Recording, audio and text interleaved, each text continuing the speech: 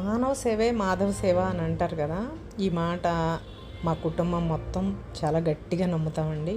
రీసెంట్గా మొన్న సంక్రాంతి టైంలో మా పెద్దబాబు ఇండియా వచ్చినప్పుడు మేమందరం కలిసి మా విజయవాడ శివార్లలో ఉండే ఈ ఓల్డ్ ఏజ్ హోమ్కి వెళ్ళామన్నమాట.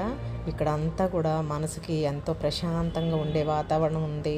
ఇక్కడికి వెళ్ళి వచ్చిన తర్వాత మా మనసు అంతా కూడా ఒకలాంటి సంతృప్తితో నిండిపోయిందనమాట. ఎందుకు అంటే మనము జనరల్గా మనం భగవంతుడికి ఏదో ఒక రూపంలో కానుకలు సమర్పించుకుంటా మొక్కులు తీర్చుకుంటూ ఉంటాం కదా. అయితే అందులో ఇదొక భాగం అనమాట. ఇలా మేము ఎక్కువగా మొక్కులు తీర్చుకుంటాము. ముఖ్యంగా మా పిల్లలు, మా పెద్దబాబు కొంత అమౌంట్ ఈ ఓల్డ్ ఏజ్ పీపుల్ కోసము ఇచ్చాడు. ఇచ్చి మంచిగా అక్కడ మేము కొంచెం సేపు అక్కడ అంతా స్పెండ్ చేసి వచ్చాము. పర్టికులర్గా ఏంటంటే వీళ్ళకి మనము ధన రూపేణ వస్తువుల రూపేణ కూడా మన స్తోమతను బట్టి ఇవ్వచ్చు. మేమేంటంటే ఒకరోజు ఆ ఓల్డ్ ఏజ్ హోమ్లో ఉన్న వృద్ధులందరికీ కూడా మంచిగా భోజనం పెట్టాలి అని అయితే చెప్పాము. అయితే మేము అమౌంట్ ఇచ్చి వచ్చిన తర్వాత ఒకరోజు వాళ్ళు ఆ ఆశ్రమం వాళ్ళు ఇలా ఏర్పాటు చేసి ఈరోజు మీ పేరు మీద వీళ్ళందరికీ మంచిగా భోజనం పెడుతున్నామండి, మీరు కూడా తప్పకుండా రావాలి అని చెప్పారు.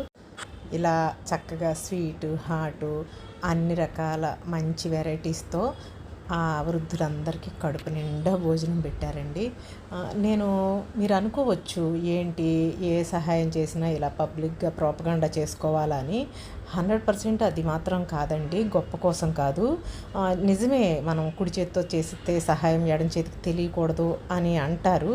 నేనేమని నమ్ముతానంటే ఏదైనా ఒక మంచి పని అది చిన్నదైనా సరే చేస్తే మన అనుకునే నలుగురికి చెప్పుకుంటే ఆ నలుగురిలో ఇద్దరికైనా కూడా ఒకలాంటి ఇన్స్పిరేషన్ కలిగి మనం కూడా ఇలా మనకున్న దాంట్లో చేసుకోవచ్చు అని అనుకుంటారు కదా. ఆ ఉద్దేశంతోనే మన పొదరిల్లు సభ్యులందరికీ ఈ విషయాన్ని మీ అందరితో పంచుకుంటున్నానండి. మనసుకి ఎంతో తృప్తిగా అనిపించింది అనమాట.